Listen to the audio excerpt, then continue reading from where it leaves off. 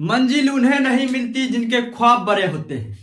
मंजिल उन्हें नहीं मिलते जिनके ख्वाब बड़े होते हैं। मंजिल तो उन्हें मिलते हैं जो जिद पे अड़े होते हैं। नमस्कार दोस्तों, मैं मनोहर जोशी, आप देख रहे हैं मनोहर जोशी स्टडी एंड मस्ती। तो कैसे हैं आप लोग? आशा करते कि आप लोग बहुत ही अच्छे होंगे। दोस्तों, आज मैं आप लोग के बीच पॉलिटी लेकर आए हूं। पॉलिटी देखिए, शुरू से पॉलिटी का पहला चैप्टर है संविधान सभा। ये देखिए हम लोग पढ़ते हैं। देखिए, संविधान सभा में सबसे पहले हम लोग जानते हैं कि संविधान संविधान कहते किसको है। तो देखिए, नियम और कानून,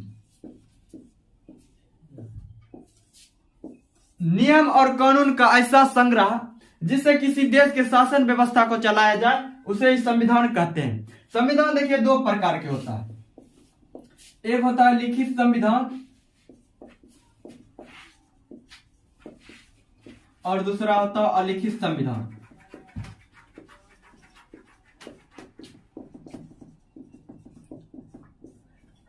देखिए मित्रों, जिस देश का संविधान लिखा हुआ है उसे हम लिखित संविधान कहेंगे।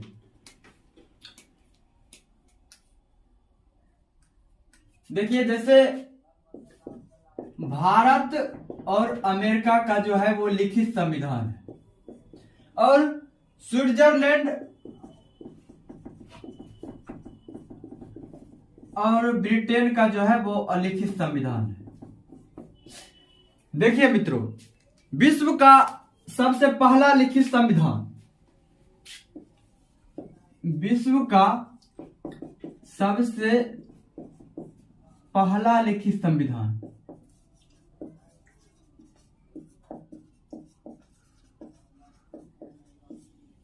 अमेरिका का संविधान है,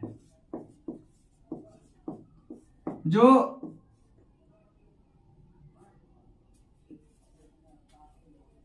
1779 ईस्वी में, सॉरी 1789 ईस्वी में बना था। उसके बाद विश्व का सबसे बड़ा संविधान जो है,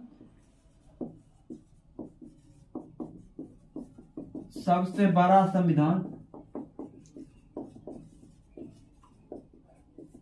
भारत का संविधान है। उसके बाद देखिए मित्रों, संविधान सभा की मांग एवं निर्माण प्रक्रिया। देखिए, संविधान शब्द का प्रयोग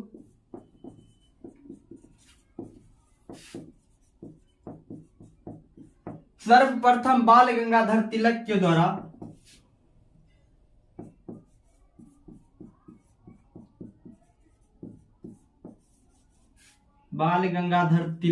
द्वारा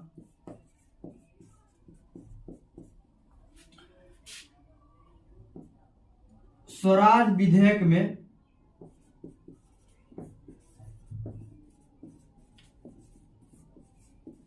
स्वराज विधेयक में 1895 ईस्वी में किया गया था।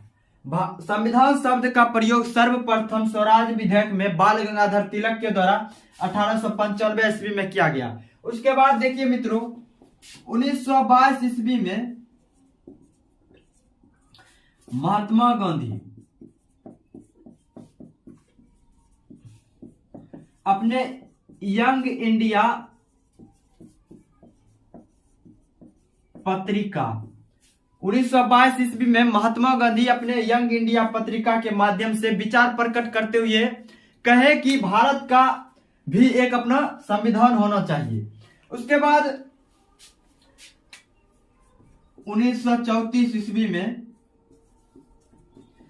सर्वप्रथम 1934 ईस्वी में पहली बार ब्रिटिश सरकार से संवैधानिक रूप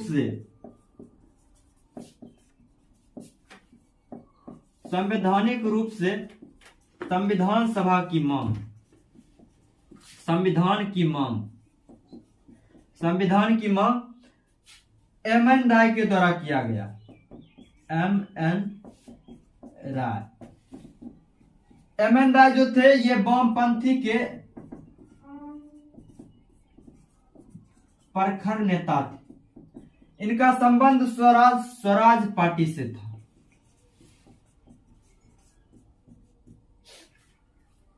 देखिए, 1934 ईस्वी में पहली बार ब्रिटिश सरकार से संवैधानिक रूप से संविधान की मांग एम.एन. राय के द्वारा किया गया। एम.एन. राय जो थे ये वामपंथी के प्रखर नेता थे। इनका जो संबंध था वो स्वराज पार्टी से था। देखिए एम.एन. राय का पूरा नाम जो है वो है मानवेंद्र राय। मानवेंद्र राय 1934 ईस्वी में ही 1934 ईस्वी में ही मोतीलाल नेहरू के द्वारा 1934 ईस्वी में ही मोतीलाल नेहरू के द्वारा संविधान की मांग किया गया। उसके बाद देखिए 1935 ईस्वी में पंडित जवाहरलाल नेहरू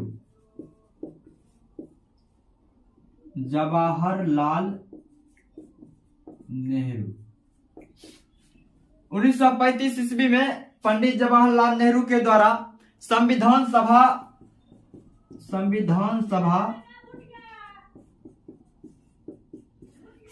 सभा की मांग किया गया, जिसे ब्रिटिश सरकार ने खारिज कर दिया, नकार दिया,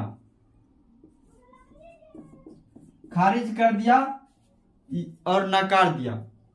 देखिए मित्रों, फिर बात आती है 1938 ईस्वी की। 1938 ईस्वी में कांग्रेस की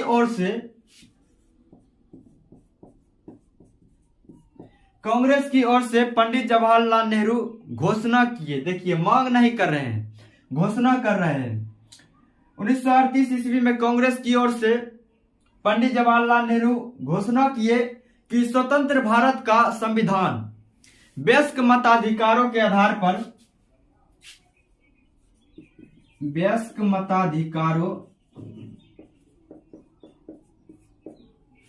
पर चुनी गई संविधान सभा के द्वारा किया जाएगा। इसमें कोई भी बाहरी हस्तक्षेप नहीं करेगा।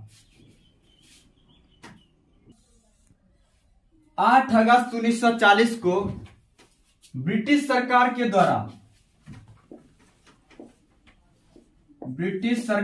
द्वारा एक प्रस्ताव पारित किया गया। 8 अगस्त 1940 को ब्रिटिश सरकार के द्वारा एक प्रस्ताव पारित किया गया। यह ब्रिटिश सरकार के द्वारा दिया गया प्रथम स्वीकृति पत्र था। इसमें संविधान के निर्माण का आदेश दिया गया था, लेकिन भारतीयों ने इसे अस्वीकार कर दिया और इसके विरुद्ध में 17 अक्टूबर 1940 को व्यक्तिगत सत्याग्रह शुरू कर दिया। व्यक्तिगत सत्याग्रह शुरू कर दिया।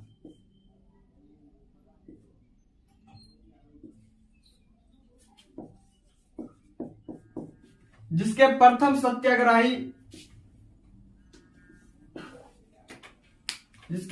सत्याग्रही विनोबा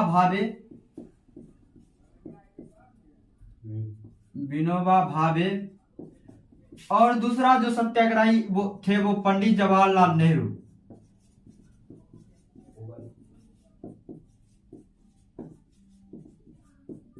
थे।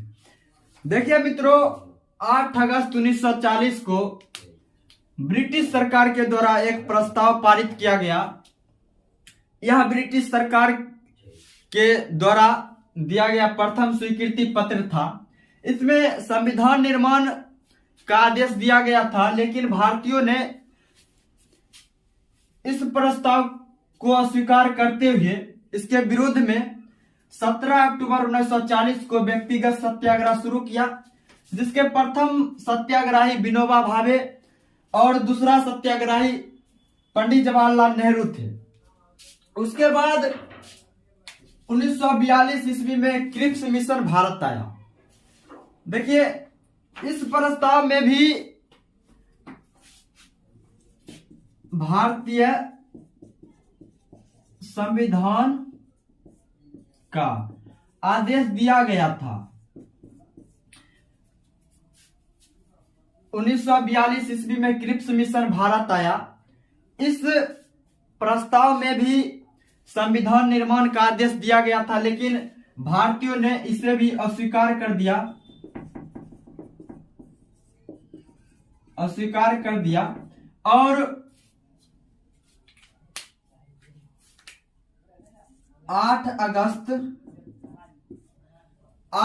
1942 को भारत छोड़ो आंदोलन की शुरुआत किया।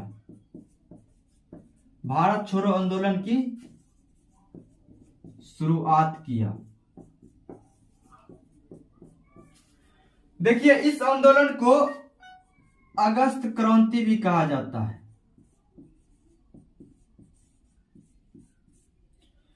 उन्नीस 1942 ईस्वी में क्रिप्स मिशन भारत आया।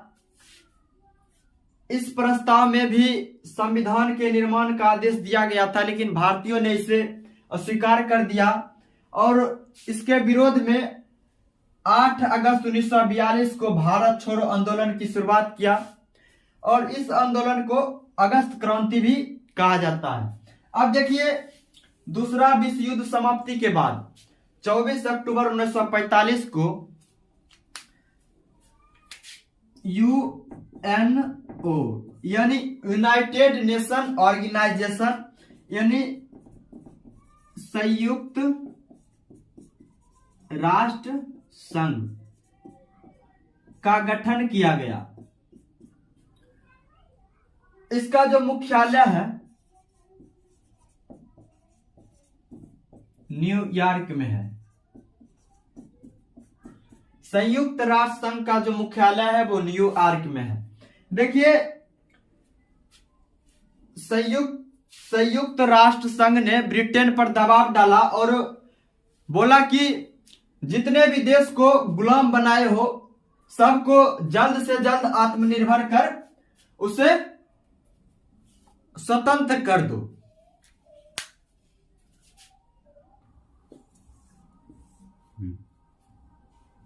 कैबिनेट मिशन 23 मार्च 1946 को भारत आया। इसमें 3 सदस्य था।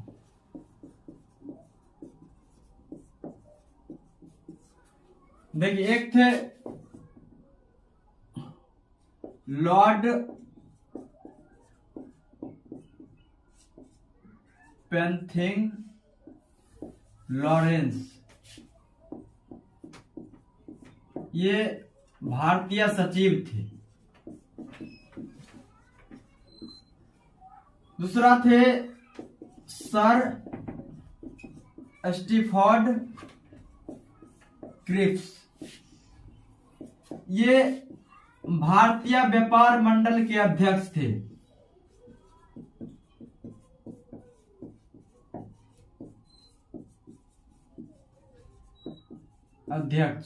और तीसरा जो थे वो थे A.B. अलेक्जेंडर, ये भारतीय नौसेना अध्यक्ष थे।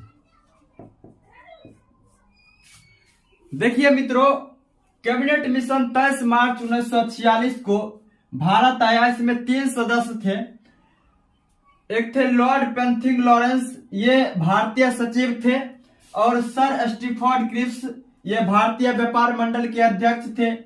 A.B. अलेक्जेंडर, ये भारतीय नौसेना अध्यक्ष थे। देखिए, जिस समय कैबिनेट मिशन भारत आया था उस समय ब्रिटेन का प्रधानमंत्री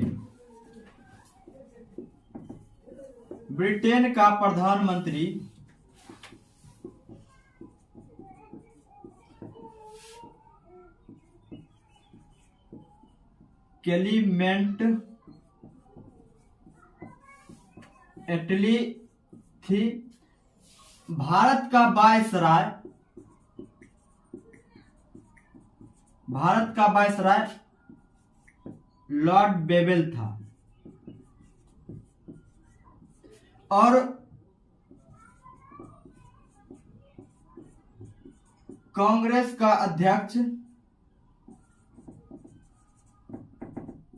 अध्यक्ष मौलाना अबुल कलाम आजाद।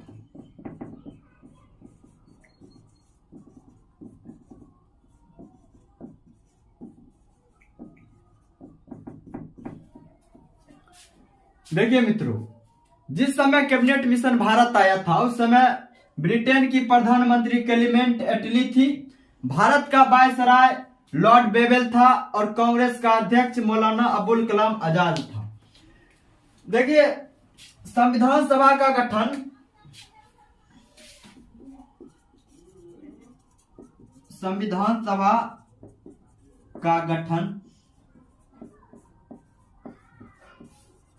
कैबिनेट मिशन योजना के अंतर्गत संविधान सभा का गठन कैबिनेट मिशन योजना के अंतर्गत प्रत्येक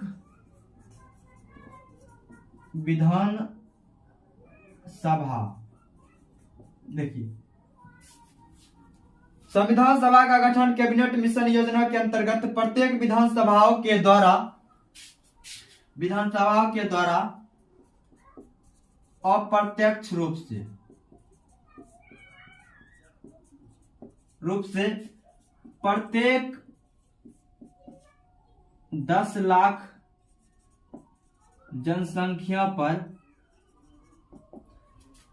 एक प्रतिनिधि का चुनाव किया गया, एक प्रतिनिधि का चयन किया गया।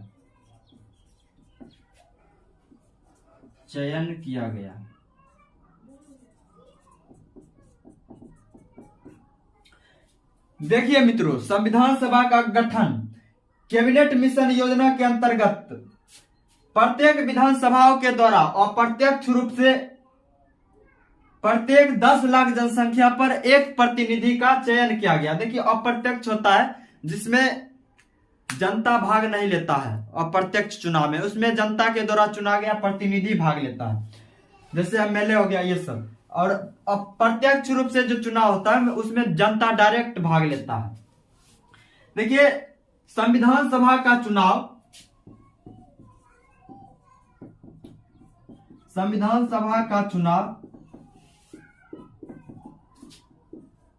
एकल संक्रमणीय मत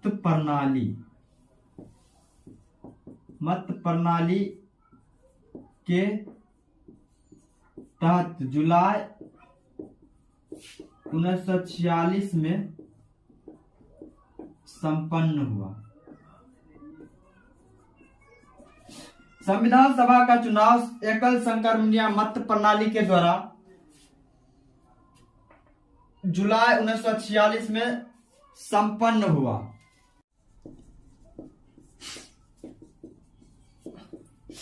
संविधान सभा में देखिए कुल 389 सदस्य चुनकर आए, जिनमें ब्रिटिश प्रांत से 292 सदस्य, देसी रियासत से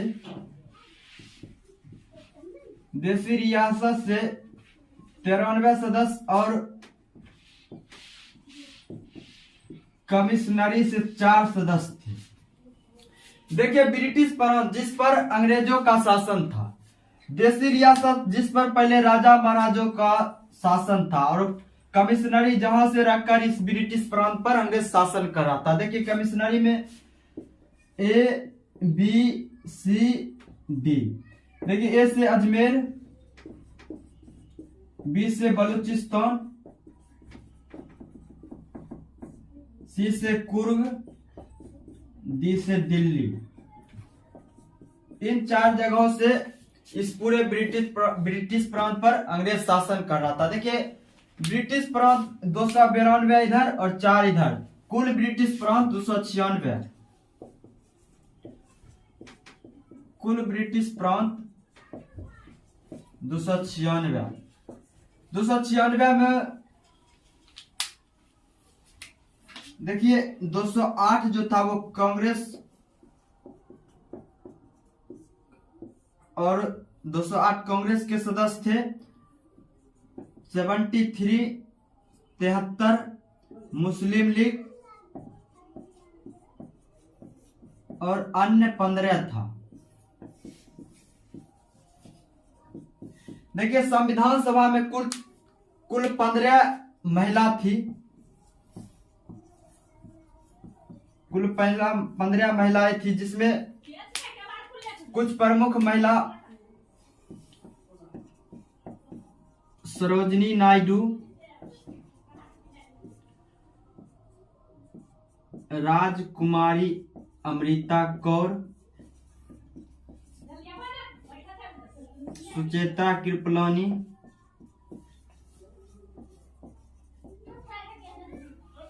दुर्गाबाई देशमुख,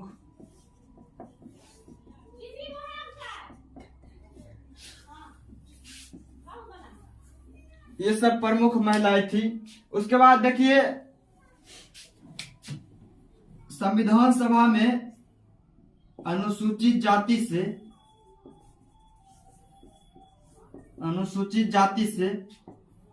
26 सदस्य थे और अनुसूचित जनजाति से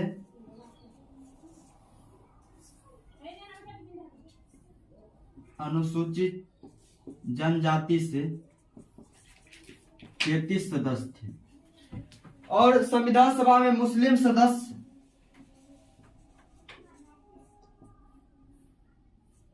79 मुस्लिम सदस्य थे। देखिए संविधान सभा में कुल 389 सदस्य चुनकर आए, जिनमें ब्रिटिश प्रांत से 292 सदस्य थे, देसी रियासत से 93 सदस्य और कमिश्नरी से 4। कमिश्नरी देखिए जहां से रह करके इस पूरे ब्रिटिश प्रांत पर शासन कराता है जो हो गया कमिश्नरी। देसी रियासत हो गया जहां पहले राजा महाराजाओं का शासन था। देखिए कुल ब्रिटिश प्रांत 292 ये और 4 ये, कुल ब्रिटिश प्रांत 296, जिसमें कांग्रेस के 208 सदस्य, मुस्लिम लीग के 73 और अन्य जो था वो 15 था। देखिए संविधान सभा में महिलाओं की संख्या जो था वो 15 था, जिसमें सरोजिनी नायडू, राजकुमारी अमृता कौर, सुचेता कृपलानी, दुर्गाबाई देशमुख और कुछ महिलाएं थी, लेकिन ये सब कुछ प्रमुख महिलाएं हैं। कुल 15 महिलाएं थी। लेकिन अनुसूचित संविधान सभा में अनुसूचित जाति से 26 सदस्य और अनुसूचित जनजाति से 33 सदस्य थे और मुस्लिम सदस्य जो था वो कुल 79 सदस्य था। तो मित्रों ये था हमारा संविधान सभा, ये पूरा अभी समाप्त नहीं हुआ है। हम लोग फिर अगले वीडियो में पार्ट 2 में संविधान सभा पढ़ेंगे। तो कैसा लगा आप लोग को आज का क्लास? अगर अच्छा लगा हो तो मेरे चैनल को सब्सक्राइब करके अपने दोस्तों में शेयर करें और हम लोग फिर मिलते हैं अगले वीडियो में। तब तक के लिए जय हिंद, वंदे मातरम।